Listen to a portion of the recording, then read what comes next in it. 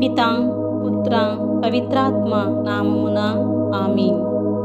ఈరోజు యోహాను సువార్త 14వ అధ్యాయము 27వ వచనములో, శాంతిని మీకు అనుగ్రహించుచున్నాను, నా శాంతిని మీకు ఇచ్చుచున్నాను, మీ హృదయములు కలవరపడనీయకుడు, భయపడనీయకుడు అని ప్రభువు మనకు వాగ్దానం ఇచ్చుచున్నారు. అవును ప్రియమిత్రులారా, శాంతి మనలో ఉన్నట్లయితే మనం ప్రశాంతంగా ఉంటాము.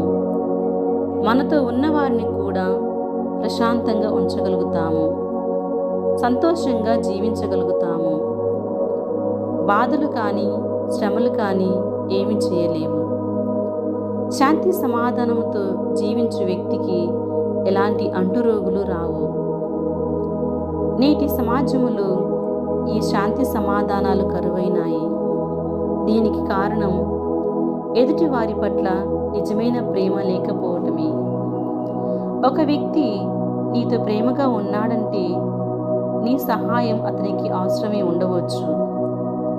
అదే వ్యక్తిని నీవు సహాయం కోరినట్లయితే తాను నిరాకరించవచ్చు. కారణం తనలోని స్వార్థం. ఈ లోకం స్వార్థంతో నిండి ఉంది.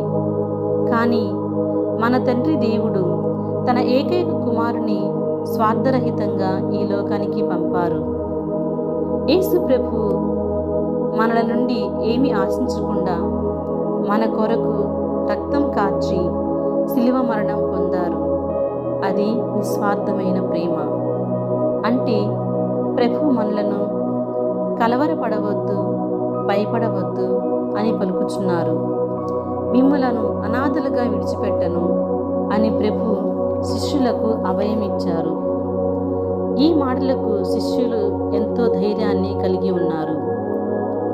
యేసు ఆజ్ఞలను అనుసరించే వారికి ఆయన ప్రత్యక్షం అయ్యారు.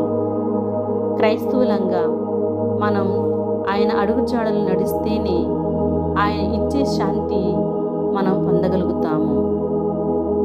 ఆయన ఇచ్చే శాంతి సమస్యల మీద విజయం సాధిస్తుంది. యేసు ఏమి బోధించారో అదే ఆచరించారు. యేసు ద్వారా తండ్రి దేవుడు మనలను ఎంతగో దగ్గరయ్యాడు. అందుకే మనం పరలోక ప్రార్థనలో మా తండ్రి అని పిలవగలుగుతున్నాము. నడిపించే మార్గము, మాట్లాడే సత్యము, బ్రతికించే జీవము యేసే అని యోహాను సువార్త 14వ అధ్యాయంలో మనకు బోధించారు. సోదరులారా, నీవు క్రీస్తుని ఎరిగినవా? ఆయన దేవుడిని ఎరిగి నిత్యజీవం అనుభవిస్తావు. ఆత్మ పరిశీలన చేసుకో. మనం చిన్నతనంలో సత్యోపదేశంలో చదివి ఉన్నాము. ఈ లోకం దేవుణ్ణి ప్రేమించి సేవించి అటు వెనుక మోక్షం పొందుటకు అని చదివి ఉన్నాము. కాబట్టి ప్రియమిత్రులారా, మనం ఎన్నో సంవత్సరాలుగా క్రైస్తవులుగా జీవిస్తున్నాం. ఆయనను మనం ఎంతవరకు తెలుసుకున్నాం? ఎంతమందికి దేవుని గురించి తెలియజేశాం? ఆత్మ పరిశీలన చేసుకో.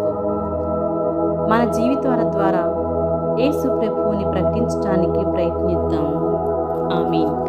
పితా పుత్ర పవిత్రాత్మ నామమున ఆమేన్.